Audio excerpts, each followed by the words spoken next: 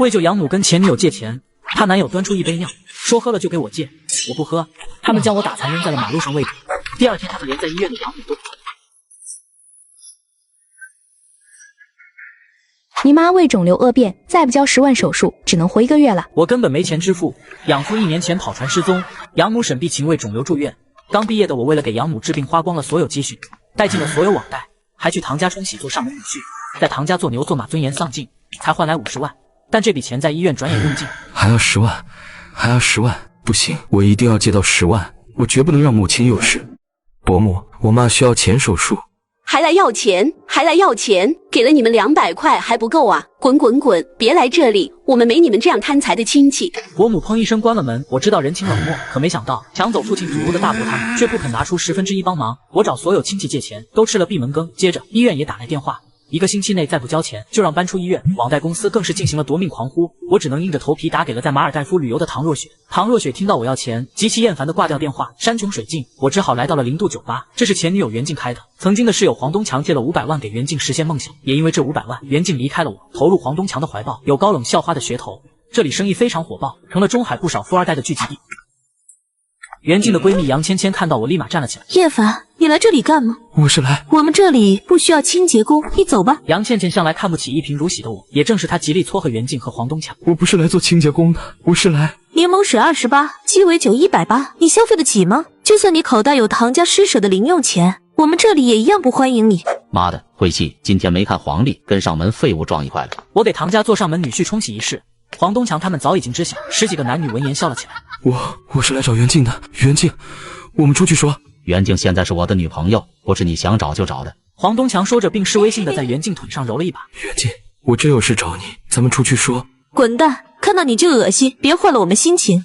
袁静，我想要跟你借10万，你放心，我一定会还你的。我可以把身份证、毕业证那些押你这。10万，叶凡，你要借10万？你全身上下100块都不值，还敢借10万？我妈妈手术需要钱，我知道这很唐突，但我真等着救命，求求你了。你爹失踪，祖屋被你大伯抢走，现在房子是租的，你是上门女婿，还没工作，你拿什么借10万？毕业这1年来，我不是忙碌母亲的病，就是伺候唐家吃喝拉撒，至今还是无业游民一个。等我妈手术完了，我马上找工作，我一定可以还的。袁静，我求求你了，我妈要做手术，真的很需要这笔钱。这一刻，我感觉自己卑微的真像一条狗。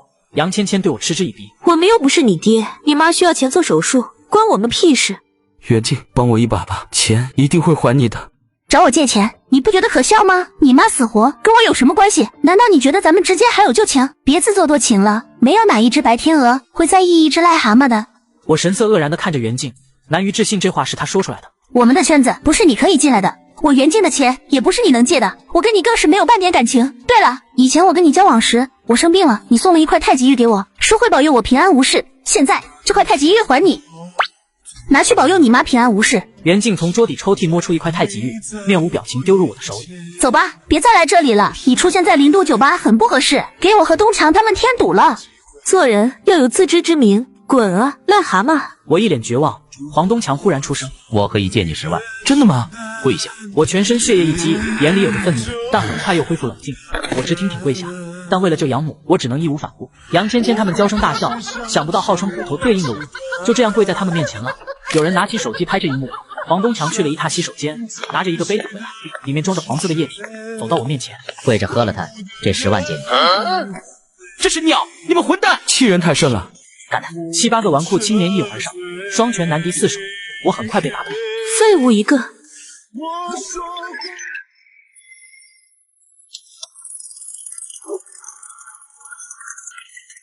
女友为名利劈腿大学舍友，我为救养母遭2人羞辱，重伤的我意外激活太极玉成为修仙大法，让恶者有恶报。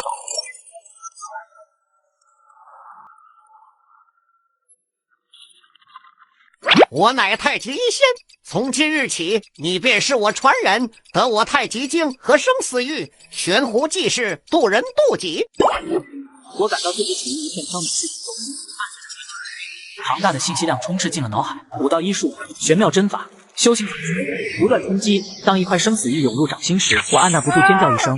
我醒来发现在医院，全身伤痕累累。我努力回想，记起自己被群殴，然后被丢出酒吧门外。我惊慌发现梦境依然清晰。难道刚才的梦是真的？这梦会不会太真实了？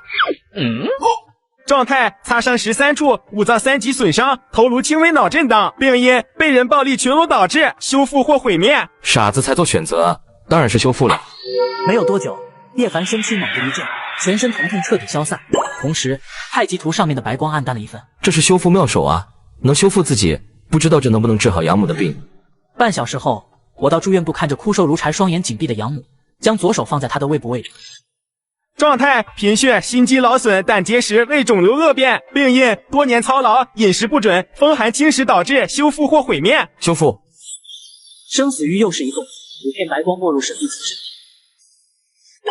没有多久，沈碧琴缓缓睁开了眼睛，苍白脸色多了一抹红润。叶凡，我饿了。看来病情和伤势越重，耗费的白光就越多。现在不知道这太极玉怎样恢复白光，先不管了。15分钟后，我弄来一碗白粥，小心翼翼给母亲吃下。这是养母沈碧琴半年来第一次有胃口吃东西。吃完之后，叶凡又把美女医生叫了过来检查一番。医生大惊失色，这怎么可能？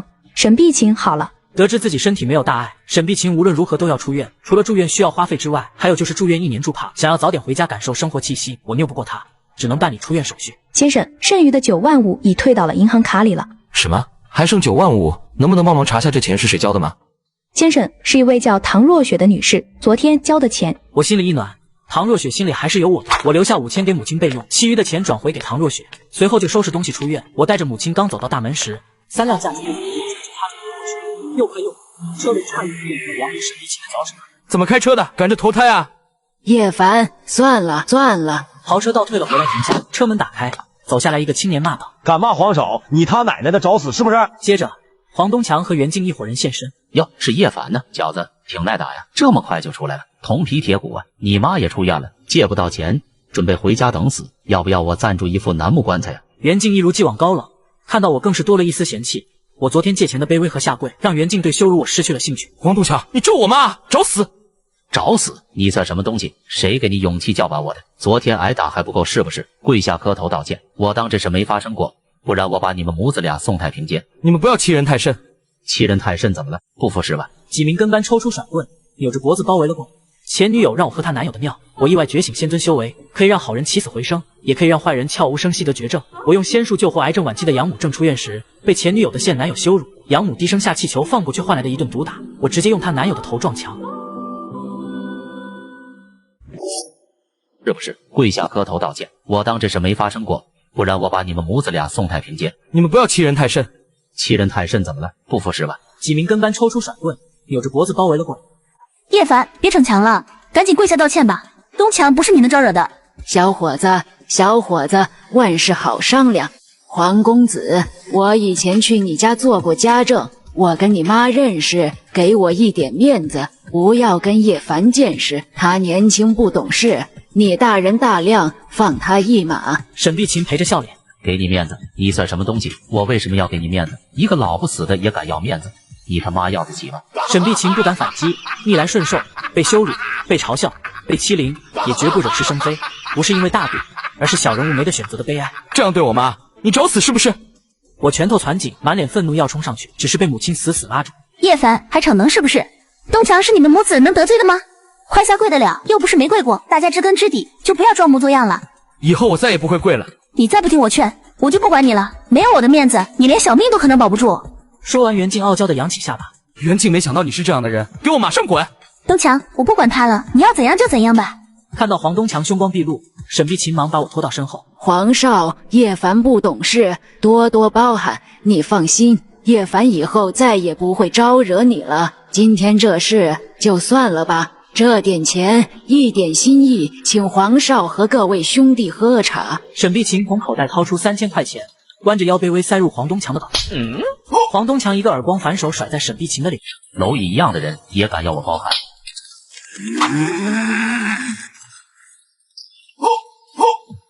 傅少开路虎撞到我，还扬言会把我和母亲送进太平间住单间。更没想到的是，这傅少的女朋友竟然是我前女友。前女友不念往日旧情，直接让我跪下道歉。落西山天际一片暮色沉沉。一起生。我俩就要走进黄昏，回首多少天。怎么会这样？袁静无法接受眼前的结果，叶飞竟然打趴这么多人。他要看叶飞跪地求饶的，不是看叶飞大杀四方的。被他甩掉的叶飞应该一无是处才对，怎会突然变得这么厉害？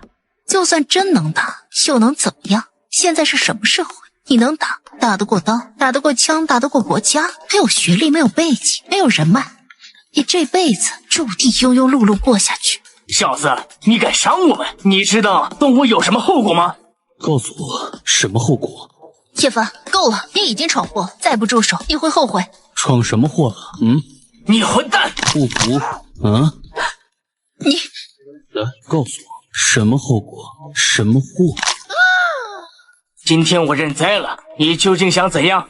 自扇10个耳光，跟我妈道歉赔偿，不然我废了你。叶凡，算了。黄东强心想先忍一忍，改天再想法弄死郑无子。黄东强脑海转动着念头，于是他向沈碧琴艰难低头。阿姨，对不起。沈碧琴虽然满脸担心，但听到道歉还是感到扬眉吐气。叶飞知道黄东强迟早会报复，念头一转，生死欲一亮。与此同时，一行信息涌现叶飞脑海：状态肝癌初期，梅花病毒，手臂骨折，病因酒色过度，吸食禁品，被人殴打，修复或毁灭。滚！随后，叶凡带着母亲重新租了间城中村的房子，一是怕网贷公司骚扰，二是怕被黄东强他们报复。陪着母亲住了5天，沈碧琴已经可以生活自理了。叶凡才打开关了5天的手机，刚打开，唐若雪的电话便打了进来。终于开机了，还以为你卷款失踪了呢。这几天手机不开，信息不回，家里也不见人，你究竟干什么去了？不想在唐家待着就赶紧滚蛋！刚毕业入赘富婆走向人生巅峰，只因体力太好被嫌弃，直接跑城中村租房住。富婆得知后，直接开跑车买补品来找我。路边的人看到不仅没羡慕，更是嘲笑我。不想在唐家待着就赶紧滚蛋！对不起，这几天待在我妈这里，她刚出院，需要有人照顾。手机关了，是因为追债公司24小时狂呼，我担心她老人家担心，就暂时关掉了。你有什么事情找我？虽然这1年在唐家受尽白眼，但叶飞知道自己没资格发飙，毕竟当初是唐家给了50万救命钱。听到叶飞照顾沈碧琴，唐若雪声音缓和些许：“把定位发我，我开车去接你。”你们旅游回来了？听不懂我说的话吗？发定位。半个小时后，一辆红色宝马就停在叶飞面前，车门打开，钻出一个耀眼的美人儿——唐若雪，中海第一美女，也是叶飞的老婆。给你妈租这么烂的地方，你还真是一个孝子啊！这是给你妈买的补品，让她好好补补身子。你妈不是要手术吗？怎么又把钱退回来了？唐家在你身上已经花了60-70万了，不在乎这10万了？不用了，她身体好多了，不用手术了。让你拿着就拿着，有没有事儿都给她留着，免得你四处借钱丢人现眼。别给我摆什么骨气，有骨气你也不会入赘唐家了，还每个月拿我1万块做医药费。谢谢。爸妈他们回来没有？回不回来跟你有什么关系？快把东西拿给你妈，我有事儿跟你说。叶飞没有再说话，把东西拿到母亲出租屋，随后打了一声招呼离开。叶飞刚刚钻入副驾驶座，唐若雪就一脚踩下油门离开。叶飞身子止不住一晃，左手不小心碰了唐若雪大腿。与此同时，一个信息浮现叶飞脑海：状态煞气入体，霉运缠身，祸及亲朋，死亡威胁，病因境外旅游所获佛牌被人下降了，修复或毁灭。叶飞很想说修复，还没转动念头，唐若雪眼神已经冷冽。叶飞赶忙挪开吃豆腐的手，本想要帮唐若雪化解煞气，但修复需要肢体接触，而唐若雪是绝不会让他碰的，所以他只能善意提醒：若雪，你印堂发暗，气势薄弱，有血光之灾，要找个大师化解一下。几天不见长能耐了啊，学会给人看相了。不是，你真的有煞气缠身，是你旅游时被人下降了。哦，你身上是不是有佛牌？别人入赘唯唯诺诺，而我摸腿后直接告诉他印堂发飞有红光之灾，可他偏不信，还将我一脚踹下跑车。车，你印堂发暗，气势薄弱，有血光之灾，要找个大师化解一下。闭嘴！你才煞气缠身，你才血光之灾呢！我身体好着呢，你再咒我就给我滚下去！我真没有咒你。不是，你就给我闭嘴！什么都不懂就胡咧咧，你一个只会煮饭的，还知道给人看相术了。看到我没有出声，唐若雪更加生气，心想我不仅无能还懦弱，能有什么用？只是她心里闪过一抹疑惑，我是怎么知道佛牌这事的？而且这佛牌唐若雪一直戴在胸口啊，她觉得是我偷窥她的那里。唐若雪做出一个判断，随后俏脸更加失望，觉得我不仅无能，还是一个色狼。叶凡，这个月等我事情忙完，我要跟你离婚，不管你反不反对，我都要跟你离婚。唐若雪眼神前所未有的坚定。1年前唐家倒霉连连，唐若雪也身染重病，出于冲喜需要招我入赘。这1年来唐家厄运散去，唐如雪身体也好，唐家就寻思着丢弃我这块狗皮膏药，唐家上下全都看我不顺眼。你知道为什么爸妈、姐夫他们都对你失望吗？不是因为你没钱，也不是因为你上门，而是因为你太懦弱、太废物。这1年来，你除了干点家务，就没干过一件正事儿。你真是太窝囊、太无能了。我真的不希望和你这样的男人共度一生，哪怕你只是唐家用来冲喜的工具。放心，离婚的时候我会再给你50万，这样你就不用担心你妈没有医药费了。好聚好散吧，别让我彻底看不起你。唐若雪声音不带感情，好聚好散。我眼里掠过一抹痛楚，依稀想起那个大雪黄昏，那个扎着辫子一身红衣的小女孩，那个用一袋叉烧包救了自己的小女孩。虽然一晃过去18年，可依然记得那个女孩的脸，那个女孩的善良。这也是我愿意上门冲喜的最大原因。50万固然重要，可更重要的是想要偿还当年的恩。也许是时候放手了。你听到没有啊？我要跟你离婚。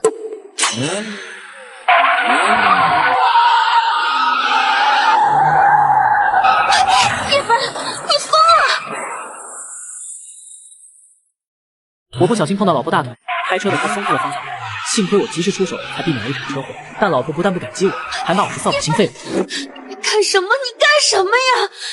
你还惨了这么多车，这么多人，你怎么对他们负责呀？倩倩，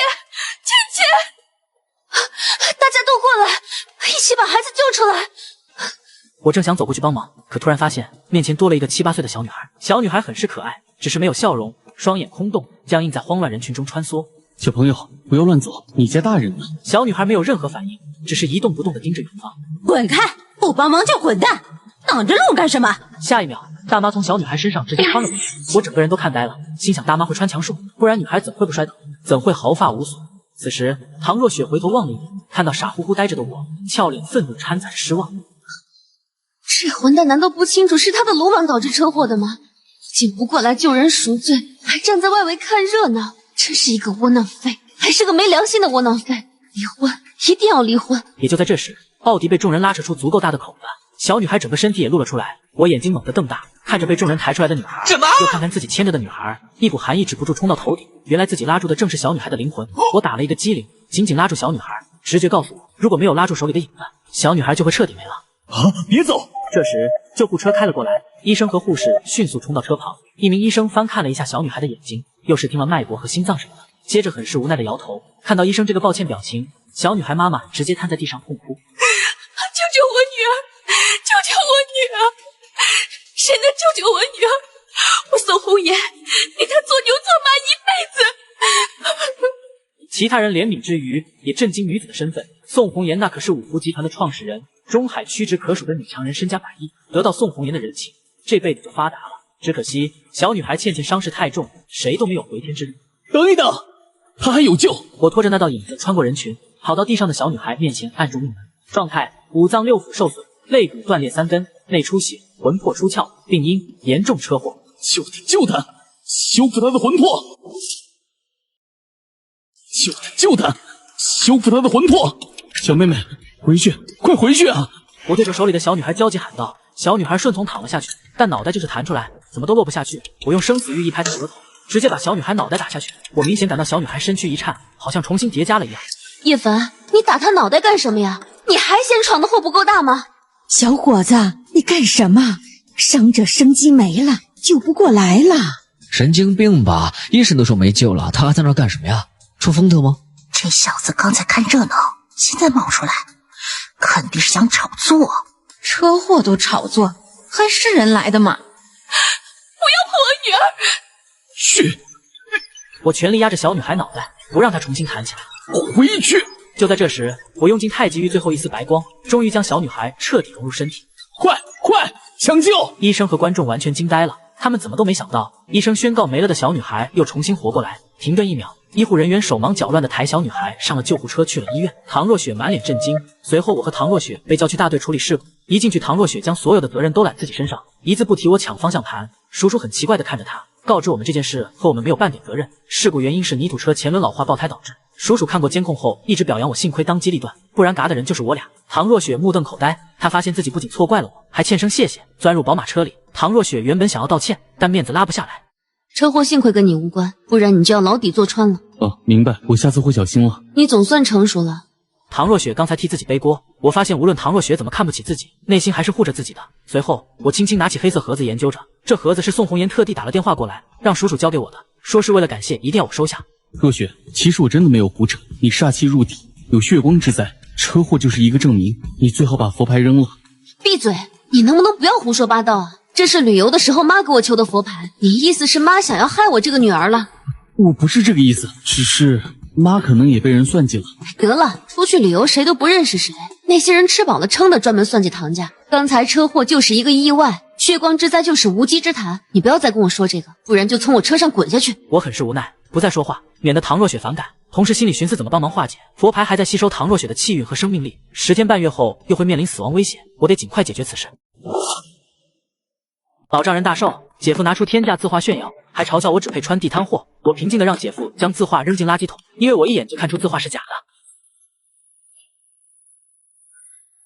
画是假的。唐若雪一脚油门就把车开到了凤凰酒店门口。此刻我突然意识到，今晚是岳父唐三国的50大寿。哎呦，忘记是爸的大寿了，我去买点东西。不用了，我买了。今天大姐他们也会来，你待会儿最好别说话，免得丢人现眼。下车后，唐若雪提着礼品盒，然后头也不回地走入酒店。我想了想，虽然是上门女婿，但不带礼物终归又是被他们全家笑话，还是将宋红颜今天送给我的黑色箱子带进去。虽然没打开看里面是什么东西，但宋红颜敢当做救命送给我，送给岳父应该也能过关。很快，我跟着唐若雪来到寿宴大厅，发现唐家今晚宴请了不少亲戚，将近30号人，摆了3大圆桌，热闹非凡。大姐唐风花和姐夫韩剑锋也来，不过岳父唐三国和岳母林秋玲还没到，小姨子人在国外读书，暂时不回来。若雪，你可算是来了。今天是爹50大寿，你怎么来的这么晚？虽然爸妈一向疼你，但你也要上点心啊。叶凡，今天是爹50大寿，你送什么礼物啊？哎，千万不要说若雪买的就是你买的，你吃唐家的，住唐家的，还用唐家，大好日子，怎么也该花点钱表示表示吧。你该不会是两手空空吧？大姐夫韩剑锋皮笑肉不笑看着我，眼里有着一抹怨毒。虽然大姐唐风花也是美人，但比起唐若雪相差太多，所以他对抱得美人归的我视为眼中钉。我冷冷一笑，平静回答：我带了礼物。你带了礼物？来来，让我看看你买了什么。不等唐若雪做出反应，韩剑锋一个箭步上前，一把夺过我手里的黑色盒子打开，一大枚丑陋通红形如龙头的人参果呈现众人视野。礼物？人参果？包装这么破，果实这么丑，哎，绝对是地摊货啊！是啊，还红艳的可怕，100%打了化学剂，要吃死人啊！废物就是废物！爸的大寿之日，送5块一个的人参果，而且就是送，你要送正常一点。这种丑陋通红的玩意儿，一看就是伪劣商品。爸生日都这么不上心，你还好意思做上门女婿？赶紧离婚滚蛋吧！韩剑锋和唐家亲戚哈哈大笑起来，眼中流露着不屑和嫌弃。唐若雪俏脸很是僵硬，没想到我又让她丢脸，她愤愤嘀咕一句：“没用的东西。”我没有回应，只是震惊看着人参果。我怎么都没有想到，宋红颜会送这么昂贵的礼物。看到我一动不动，众人以为被揭穿堂会，又是一阵哄笑。岳父大寿，上门女婿的我被大姐夫羞辱，不料我拿出绝世珍宝，被不识货的姐夫和亲戚百般嘲笑，最终狠狠打脸。就在大家以为我没带祝寿礼物时，我直接将五湖集团总裁宋红颜送我的黑色箱子拿了出来。姐夫韩剑锋一个箭步冲上来夺过箱子，打开，竟然是一个奇丑无比的人参果。亲戚们瞬间大笑起来，都以为我是从地摊上买的2块钱一个的人参果，就连老婆唐若雪觉得我是在丢人现眼。此时只有我惊讶地发现，宋红颜送的这东西是何等的无价之宝，只因我白天顺手救活了因车祸奄奄一息的他女儿。傻子，看看我给爸送的东西，唐朝吴道子的字画，海上明月，这可是我花了大心血淘来，花了33万。至于他真正的市价，翻10倍都不止。为此我还找了几个这方面的专家鉴定了一番。韩剑锋摆明想用自己的礼物在亲戚面前秀优越感，只是不便直接炫耀，所以拿我来做借口。叶凡，记住了，要给爹送礼物就要送这种极品，别拿乱七八糟的地摊货敷衍爸妈。唐家亲戚一片惊叹，几10万的礼物实在是大手笔啊！再一比我的丑陋人参果，实在是天上和地下差别。姐夫，我承认你礼物很不错，但给爸送礼物不是比贵贱的，心意到了就行。心意到了，也要有诚意啊！你们每天吃爸妈的，住爸妈的，多花几个钱让爸妈开心，不好，摆明就是你们不重视。剑锋，算了，若雪也不容易，要养叶凡这吃软饭的呢。你们。众人又是一阵哄笑。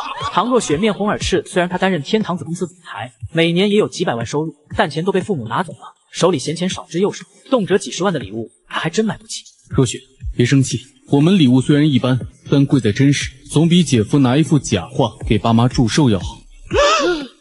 放屁！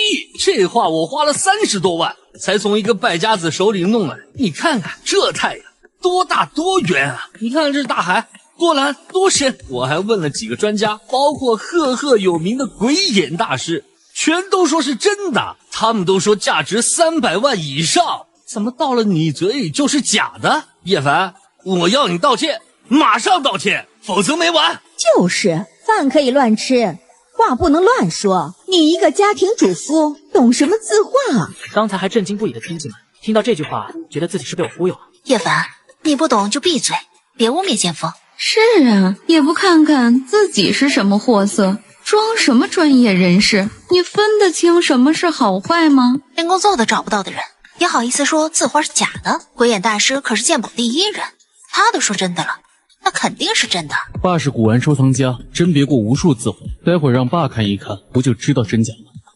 韩剑锋心里微微咯噔，莫名有了一丝犹豫。除了叶凡的淡定之外，还有就是这幅画他不是花33万买的，而是花3万弄来的。虽然对方一再保证是真的，但他一直觉得有点虚幻，毕竟便宜捡得太容易了。现在不安又多了几分。吵什么吵？这时门口传来一记威严十足的女人呵斥：“大好日子闹得跟菜市场一样，像什么话？”因此林秋玲一进来，全场瞬间安静。韩剑锋指着我出声告状：“妈，不是我要吵，是叶凡那白痴说我买给你们的画是假的，这不是污蔑我声誉吗？把画拿过来，让我和你爹看看。”唐三国喜好收藏古玩，林秋玲也跟着学了点皮毛。韩剑锋忙把《海上明月》递了过去，唐三国和林秋玲拿着字画认真审视。3分钟后，唐三国在林秋玲耳朵嘀咕一句，林秋玲抬起头瞥了韩剑锋一眼：“这字画是真的，实打实的吴道子作品。叶凡，你见识浅薄，一事无成，就不要对古玩指手画脚，让人看笑话。你污蔑了你姐夫的声誉，端杯茶，给他好好道歉，不然你就不要回唐家了。”爸妈，你再仔细看看，这画绝对是假的。假什么假？你的意思是我和你爹年纪大了，眼睛不好使，连真假都分不出来了？我说它是真的，那就是真的，马上向你姐夫道歉。叶凡，妈都说是真的了，你还废什么话？妈，您别生气，叶凡本来就是个废物，在您和爹面前装内行，不知所谓。就是一个倒插门的，没必要计较。哼，我就说嘛，家庭主妇懂什么字画，肯定是污蔑剑锋了。叶凡，滚过来，给我道歉！我目光锐利看着林秋玲，脸上突然露出一丝戏谑，不是她没有看出来，而是她不想拆穿韩剑锋而已。我对于她来说是一个上门女婿，而韩剑锋是建筑公司老板，前途无量的女婿。林秋玲怎么可能因为我而伤了韩剑锋的面子？唐若雪俏脸黯然。叶凡，道歉吧。我冷冷一笑，这么多人欺负自己，还真是弱者原罪啊！还不道歉，要让爸妈生气吗？换成以前我肯定低头，还会自扇2个耳光道歉，但今晚不想再退让了，退让只会让对方得寸进尺，也会让身边人受到伤害。我上前一步，手指一抬一捏，画的材质是布帛的，这一捏顿时多了一根线头，然后我猛地一扯，直接扯出一根细线丢在桌子上。韩剑锋怒不可遏：“叶凡，你干什么？”那尼龙线人工合成纤维，1938年诞生，700多年前的吴道子穿越过来画的。全场死寂无声，所有人一时之间都傻眼了。这画就算是假的，也比你人参果好100倍。看到一众亲戚比一丈夫，唐风花按捺不住，把我的盒子拿了出来。我们假画是被人蒙骗，拿它给爸喝寿顶多不敬。但你呢？你拿人参果给爸做礼物，还是地摊货，会吃死人的。比起你的礼物，我们好100倍。人参果这么丑陋，想要毒死爸妈？众人望向丑陋通红的人参果，纷纷指责我不怀好意。唐若雪更是怒目圆睁。叶凡，给妈赔个不是。爸妈，你们也觉得我这是地摊货？唐三国盯着人参果，忽然眼皮一跳，眼露震惊。他正要疼得站起来喊道，却被林秋玲一把拉住。样子丑陋，颜色红艳，气味刺鼻，这不是地摊货是什么呀？大寿之日，你给你爹送这个，是嫌他命长？